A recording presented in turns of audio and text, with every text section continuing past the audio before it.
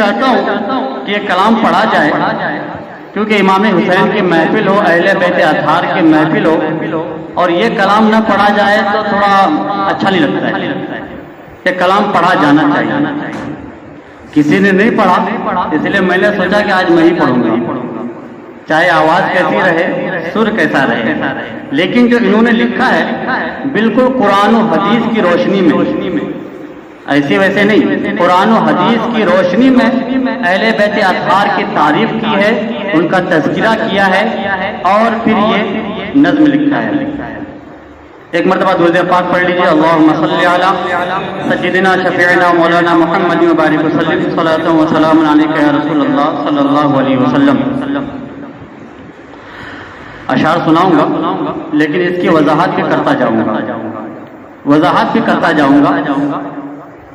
تاکہ آپ کو بات پوری طرح سمجھ میں آ جائے کہ کیسے قرآن و حدیث کی روشنی میں۔ پہلا جو مصرع میں پڑھوں گا اور دوسرا مصرع، پہلا شعر جب پڑھوں گا میں، اس کا مطلب یہ ہے کہ یہ جنت میرے حسین کی ہے۔ اللہ رب العزت نے ساری کائنات کا مالک ہمارے نبی کو بنا دیا، پھر ہمارے نبی نے جنت کی سرداری امام حسین کو عطا فرما دی، امام حسین کو عطا فرما دی۔ تو اعلیٰ حضرت کا ایک شعر ہے نا، تجھ سے اور جنت سے کیا مطلب منافق دور ہو، ہم رسول اللہ کے جنت رسول اللہ کی۔ تو اس جگہ پہ ہم یہ بھی کہنا چاہیں گے، اس جگہ پہ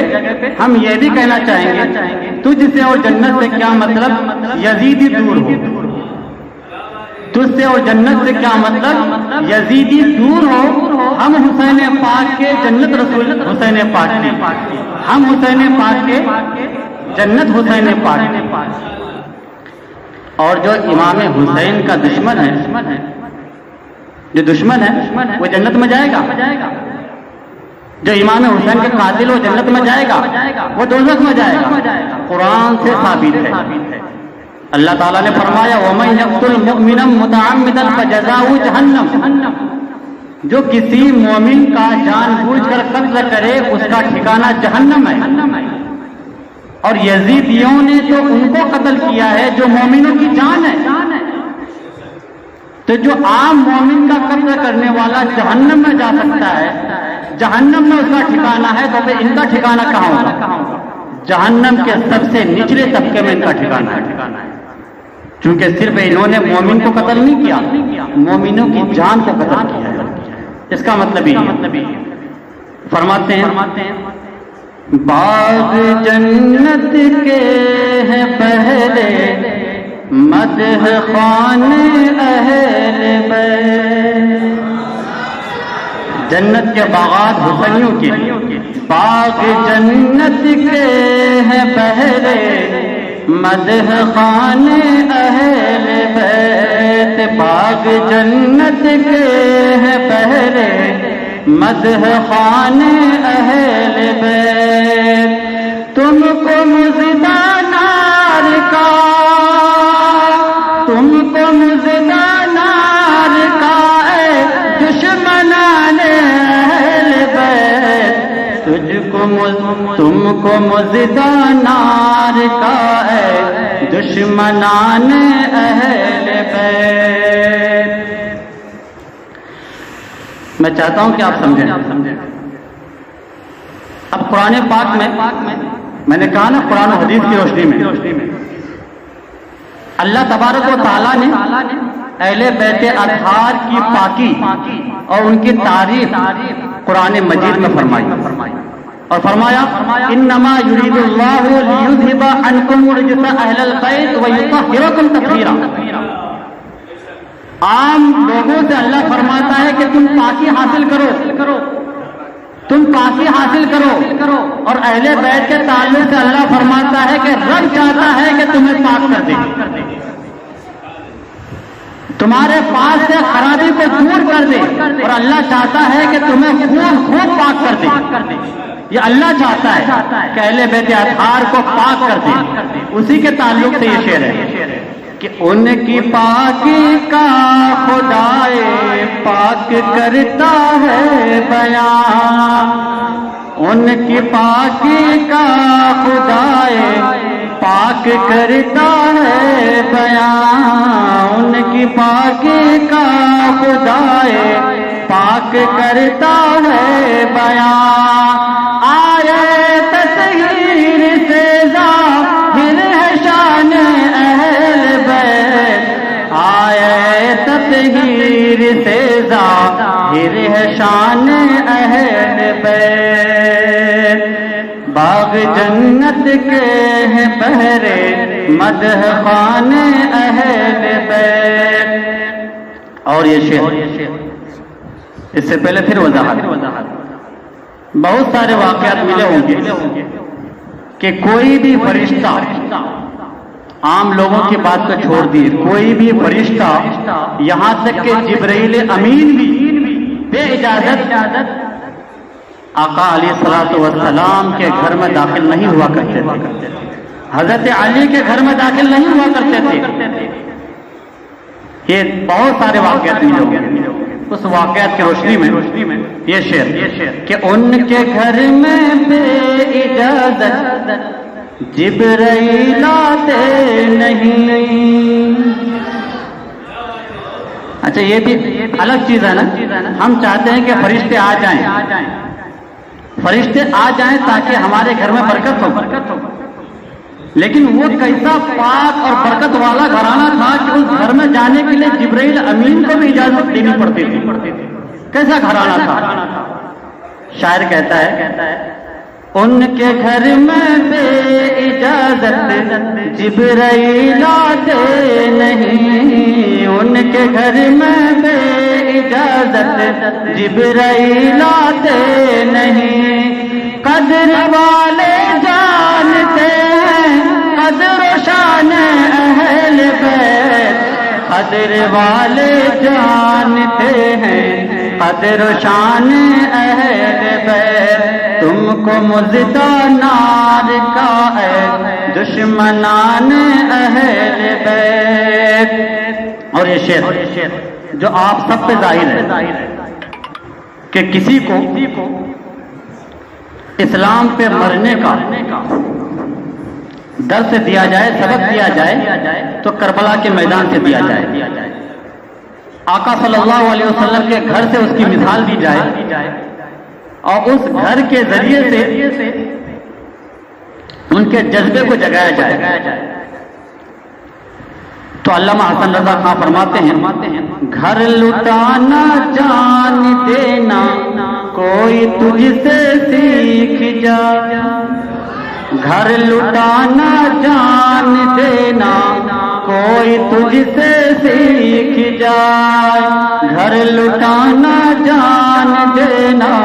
کوئی تجھ سے سیکھ جائے،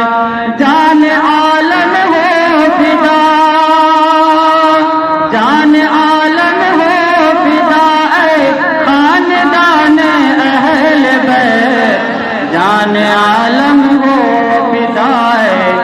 خاندان اہل بیت، باغ جنت کے ہیں بہرے مدح خوان اہل بیت۔ اور یہ شعر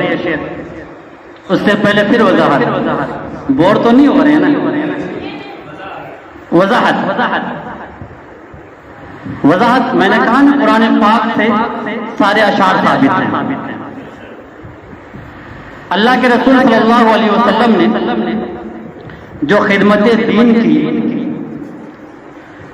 کفار قریش کے مظالم کو برداشت کیا، اسلام کو پھیلایا، تو اس پر اپنی امت سے کچھ مانگا نہیں مانگا تو کیا مانگا کہ میری اہل بیت سے محبت کرو، میں تم سے کچھ نہیں مانگتا، جو میں نے خدمت دی ہے اس پر کچھ اجر طلب نہیں کرتا سوائے اس کے کہ تم میری اہل بیت سے محبت کرنا۔ یہ حضور کا فرمان ہے، قرآن پاک سے ثابت ہے کہ اے مومنو تم میری اہل بیت سے محبت کرنا۔ اور ظاہر سی بات ہے جو نبی پاک کے اور قرآن کے احکام کو نہ مانے وہ جنتی ہے، دوزخی ہے۔ پھر وہ اگر اپنے آپ کو مسلمان کہلائے تو وہ مسلمان ہے؟ بالکل نہیں ہے۔ جن سے محبت کرنے کا حکم دیا گیا تھا ان سے تم دشمنی کر رہے ہو تو تم مسلمان کیسے ہو سکتے ہو؟ تو اسی لیے تعجب کے طور پہ علامہ حسن رضا خان فرماتے ہیں اہل بیت پاک سے گستاخیاں بے باکیاں۔ یہ کوئی اور گھرانہ نہیں تھا، حضور کا گھرانہ تھا، اہل بیت اطہار ہیں، ان سے گستاخیاں۔ اہل بیت پاک سے گستاخیاں بے باکیاں، اہل بیت پاک سے گستاخیاں بے باکیاں، لعنت اللہ علیکم دشمنان اہل بیت، لعنت اللہ علیکم دشمنان اہل بیت، باغ جنت کے ہیں پہرے مدح خوان اہل بیت۔ آخری شعر جس میں علامہ حسن رضا خان یہ کہنا چاہتے ہیں کہ کوئی اگر اہل سنت کے بارے میں کیچڑ اٹھا لے تو ان کو کہہ دینا، اگر کوئی کہے کہ اہل سنت امام حسین کو یا اہل بیت اطہار کو پیار نہیں کرتے، محبت نہیں کرتے، ان کا صحیح سے تذکرہ نہیں کرتے، تو ان کو سنا دینا کہ سنی کس طرح سے تذکرہ کرتے ہیں، امام حسین کو کس طرح سے مانتے ہیں، ان سے کہہ دینا۔ اور یہ نہ سمجھنا کہ ہم امام حسین سے دور ہیں، ارے ہمارا تو سب کچھ امام حسین کے ہاتھ میں ہے، ان کی محبت ہی سب کچھ ہے۔ اور آج ہم جو محفل سجا رہے امام حسین کے نام سے، تو امام حسین کی تعریف کر رہے ہیں کہ نہیں؟ ان کی عظمت کو بیان کر رہے ہیں نا، یہ ہمارا طریقہ ہے۔ لیکن کوئی ایسی بھی محفل ہوا کرتی ہے جس میں یزید کو رضی اللہ عنہ کہا جاتا ہے، یزید کو صحیح ثابت کرنے کی کوشش کی جاتی ہے، تو ہماری محفل وہ محفل نہیں ہے، سن لو، یہ محفل اہل سنت کی محفل ہے جو امام حسین کی محبت میں منائی جا رہی ہے۔ تو فرماتے ہیں بے ادب گستاخ فرقے کو سنا دے اے حسن، بے ادب گستاخ فرقے کو سنا دے اے حسن، بے ادب گستاخ فرقے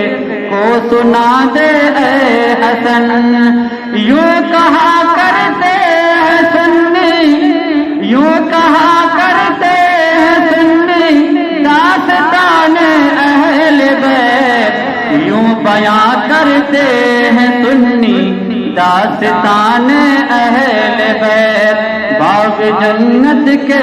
ہیں بہرے مدح خوان اہل بیت، تم کو مژگاں نار کا اے دشمنان اہل بیت۔ حضرت محترم پھر تاخیر زیادہ ہو جائے گی اگر میں بات لمبی کر دوں تو امام حسین